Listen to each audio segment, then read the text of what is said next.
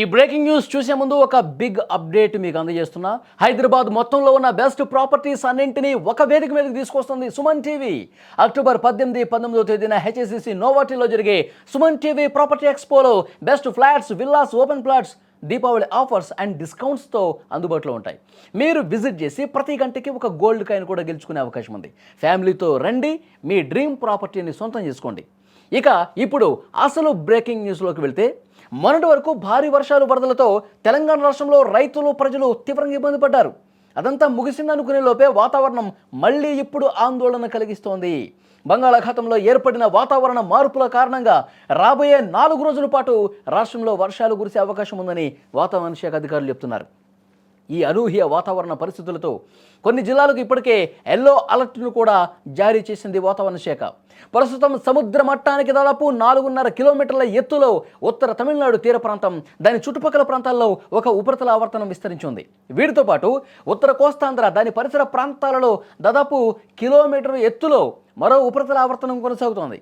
ఈ దక్షిణ ఒడిశా నుంచి ఏపీ తీర ప్రాంతం మీదుగా ఉత్తర తమిళనాడు వరకు సముద్ర మట్టానికి కిలోమీటర్ల ఎత్తులో మరొక ద్రోణి కొనసాగుతోంది. అంటే ఈ 3 వాతావరణ పరిస్థితులు ఒకేసారి ప్రభావం చూపటం వల్ల రాష్ట్రంలో వర్షాలు విరివిగా పడే అవకాశం ఉందని నిపుణులు సైతం చెప్తున్నారు.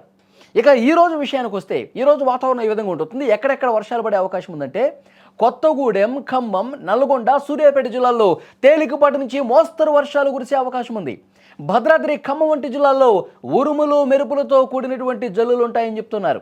రేపు కొత్తగూడెం, ఖమ్మం, నల్గొండ, సూర్యాపేట జిల్లాలతో పాటు నారాయణపేట, జోగులాంబ, గద్వాల, నాగర్ కర్నూలు, వనపర్తి జిల్లాల్లో కూడా వర్షాలు పడే అవకాశం ఉంది.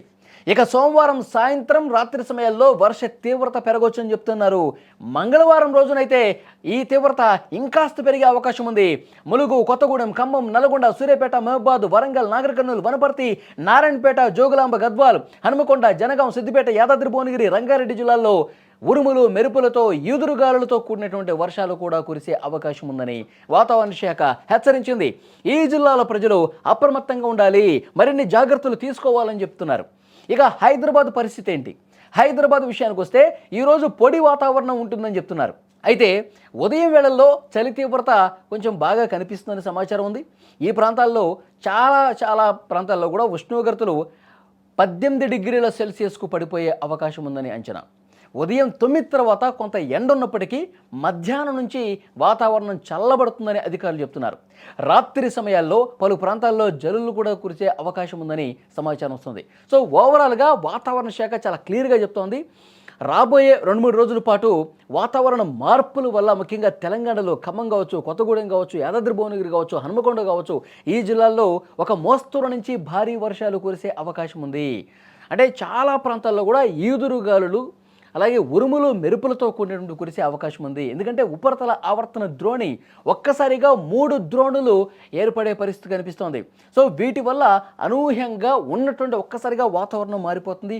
ఉన్నటువంటి ఒక్కసారిగా ఆకాశం మేఘావృతం అవుతుంది. ఉన్నటువంటి ఒక్కసారిగా చిరు జల్లులతో మొదలైనటువంటి వర్షం ఒక్కసారిగా కుండపోత వర్షాలు లేకపోయినప్పటికీ కూడా కానీ ఒక మోస్తరుగా వర్షం పడే అవకాశం ఉన్నట్టుగా తెలుస్తుంది. ఇంతకుముందు నేను ఏవైతే జిల్లాలు చెప్పానో ఆ జిల్లాల్లో కూడా ఎల్లో అలర్ట్ జారీ చేసినటువంటి పరిస్థితి ఉంది. ఇటు ఆంధ్రప్రదేశ్లో కూడా ఈ ప్రభావం ఉండే అవకాశం ఉంది.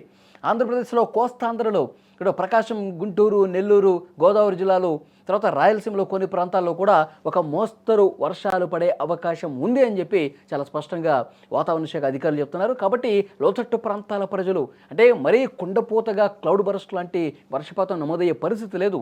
లోతట్టు ప్రాంతాలు పూర్తిగా జలదిగ్బంధం అయ్యేటువంటి పరిస్థితి లేదు. కానీ వాతావరణంలో కొన్ని అనూహ్య మార్పులు జరుగుతాయి. ఒక్కసారిగా వాతావరణంలో మార్పు సంభవించి వర్షాలు పడే అవకాశం ఉంది అని మాత్రం సమాచారం వస్తోంది.